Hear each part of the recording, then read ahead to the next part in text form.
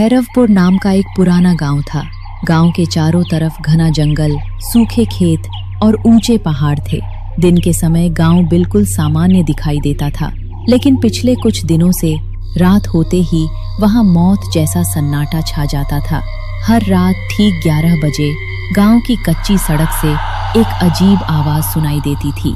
ये आवाज किसी के पैरों की नहीं थी।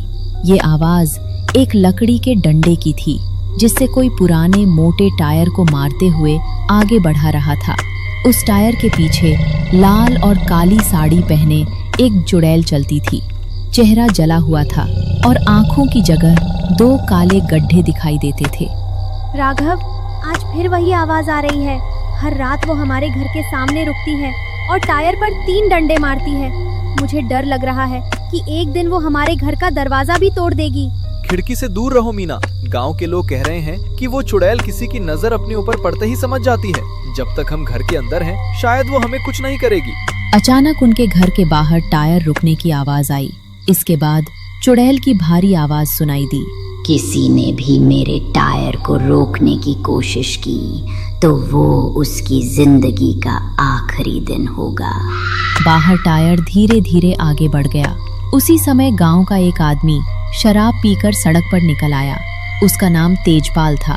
उसे चुड़ैल की बातों पर विश्वास नहीं था। कौन है वहाँ? रोज रात को पूरे गांव को डराती है। सामने आ, आज देखता हूँ तू कौन सी चुड़ैल है। टायर अचानक रुक गया। चुड़ैल ने धीरे धीरे अपनी गर्दन घुमाकर तेजपाल की तरफ देखा। मेरे सामने आने वाले को वापस जाने का रास्ता नहीं मिलता। मुझे डराने की कोशिश मत कर। एक बूढ़ी औरत टायर लेकर घूम रही है और पूरा गांव घरों में छिपा बैठा है। चुड़ैल ने टायर पर जोर से डंडा मारा। टायर बहुत तेजी से तेजपाल की तरफ बढ़ा। अगली सुबह तेजपाल की लाश गांव के कुएं के पास मिली।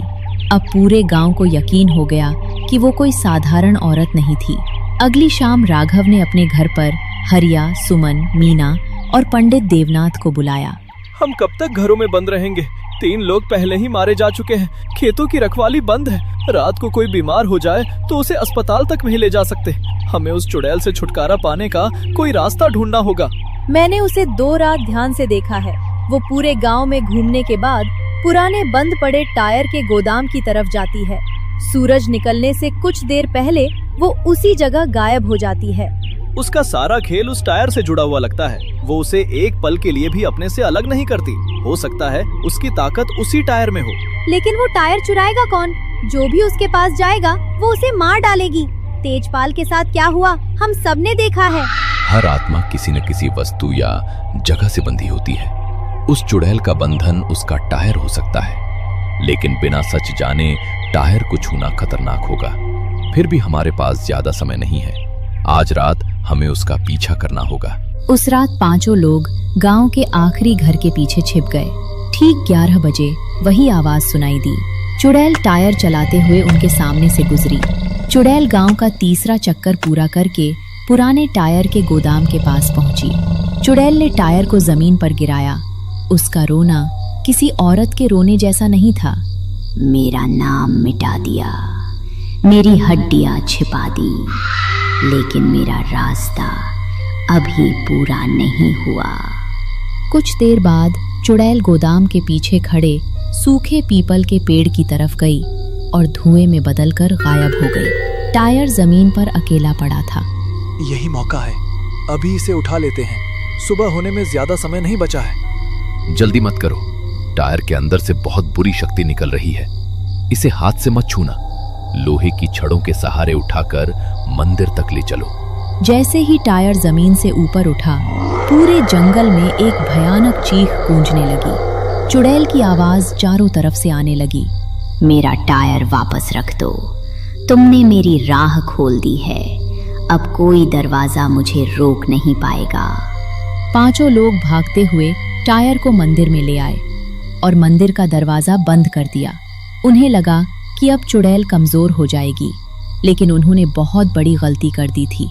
उस रात गांव में टायर चलने की आवाज नहीं आई। पूरा गांव शांत था। लोगों ने सोचा कि चुड़ैल का आतंक खत्म हो गया है। मगर आधी रात को राघव के घर की छत पर किसी के चलने की आवाज आने लगी। मीना ने ऊपर देखा। जब मेरा टायर मेरे पास था मैं केवल रास्तों पर चल सकती थी। तुमने उसे मुझसे अलग करके मेरी कैद तोड़ दी। अब मैं तुम्हारे घर के अंदर भी आ सकती हूँ। राघव, वो खिड़की के बाहर है, जल्दी कुछ करो। राघव ने जलती मशाल खिड़की की तरफ फेंकी। चुड़ैल पीछे हट गई, लेकिन उसकी हंसी पूरे घर में गूंजती रही। उसी समय हरिया के घर का दरवाजा अपने आप खुल गया। सुमन के घर की दीवारों पर गोल काले निशान बनने लगे। मंदिर के अंदर बंधा टायर जोर जोर से उछलने लगा। हमने टायर चुराकर बहुत बड़ी गलती कर दी। पहले वो केवल सड़कों पर घूमती थी, लेकिन अब वो कहीं भी आ सकती है। पंडित जी, सच बताइए, इस टायर में क्या है? मेरे पिता ने मरने से पहले मुझे एक पुरानी किताब दी थी। उसमें इस गोदाम और एक औरत का जिक्र था। मैंने उस बात को गांव की पुरानी कहानी समझकर कभी ध्यान नहीं दिया। अब हमें वो किताब देखनी होगी। पंडित देवनाथ उन्हें अपने घर ले गए। एक पुराने संदूक से उन्होंने धूल से भरी किताब निकाली। उस किताब में 32 साल पुरानी घटना लिखी हुई थी। उस समय पुराने गोदाम के पास गौरी नाम की एक औरत अपने पति के साथ टायर ठीक करने की दुकान चलाती थी। गौरी बहुत ईमानदार थी। एक रात गांव के 3 लालची लोगों ने एक मुसाफिर को लूटने के लिए उसकी गाड़ी का टायर काट दिया। गौरी ने उन्हें देख लिया और गांव के सामने सच बताने की धमकी दी। अपना अपराध छिपाने के लिए उन लोगों ने गौरी और उसके पति को मार दिया। उन्होंने गौरी के शरीर को एक बड़े टायर के अंदर छिपाकर गोदाम में आग लगा दी।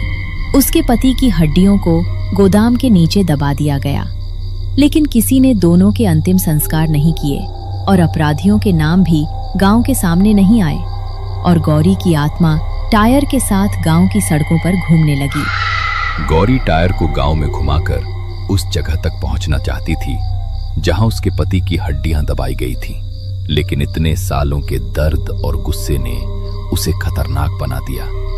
जो भी उसके सामने आता था उसे वो अपने हत्यारों में से एक समझकर मार देती थी। इसका मतलब टायर उसकी ताकत नहीं, उसकी कैद था। उसे चुराकर हमने आत्मा को पूरी तरह आजाद कर दिया। तो उसे खत्म करने का रास्ता क्या है? हमें टायर वापस गोदाम में ले जाना होगा। टायर के अंदर मौजूद गौरी की निशानी और जमीन के नीचे दबे उसके पति के शरीर को निकालकर एक साथ अंतिम संस्कार करना होगा। किताब में उन 3 लोगों के नाम भी लिखे हैं क्या? हाँ, उनमें से एक तुम्हारा दादा था, हरिया। ये सुनते ही हरिया का चेहरा सफेद पड़ गया। मेरे दादा ने मरने से पहले कहा था कि हमारे परिवार पर एक पुराना कर्ज है, लेकिन उन्होंने कभी पूरी बात नहीं बताई। अगर उनके अपराध के कारण गौरी की आत्मा भटक रही है, तो आज मैं पूरे गांव के सामने सच स्वीकार करूंगा। सभी लोग टायर लेकर पुराने गोदाम पहुंचे। जैसे ही उन्होंने टायर को गोदाम के बीच रखा, चुड़ैल दीवार पर रेंगती हुई दिखाई दी। तुम मेरा दर्द देखने आए हो या मेरी तरह मरने? गौरी, हम तुम्हें नुकसान पहुंचाने नहीं आए। तुम्हारे साथ जो हुआ उसका सच हमें पता चल गया है। हम तुम्हें और तुम्हारे पति को इस कैद से मुक्त करने आए हैं। गौरी, मेरे दादा तुम्हारे अपराधियों में शामिल थे। मैं उनके पाप को छिपाने नहीं आया। मैं आज पूरे गांव के सामने सच बताऊंगा। कुछ पल के लिए चुड़ैल शांत हो गई। राघव और सुमन ने गोदाम की जमीन खोदनी शुरू की। थोड़ी देर बाद उन्हें लोहे का एक पुराना बक्सा मिला। उसके अंदर जली हुई हड्डियां, एक आदमी की अंगूठी और 3 अपराधियों के नाम लिखी पर्ची थी। मीना ने टायर को काटा। उसके अंदर से जली हुई चूड़ियां, बालों की एक चोटी और एक छोटी हड्डी निकली। पंडित देवनाथ ने गोदाम के बाहर चिता तैयार की। गौरी और उसके पति की बची हुई निशानियां एक साथ चिता पर रखी गईं। मेरा नाम बोलो। इतने सालों तक मेरा नाम मिटाया गया।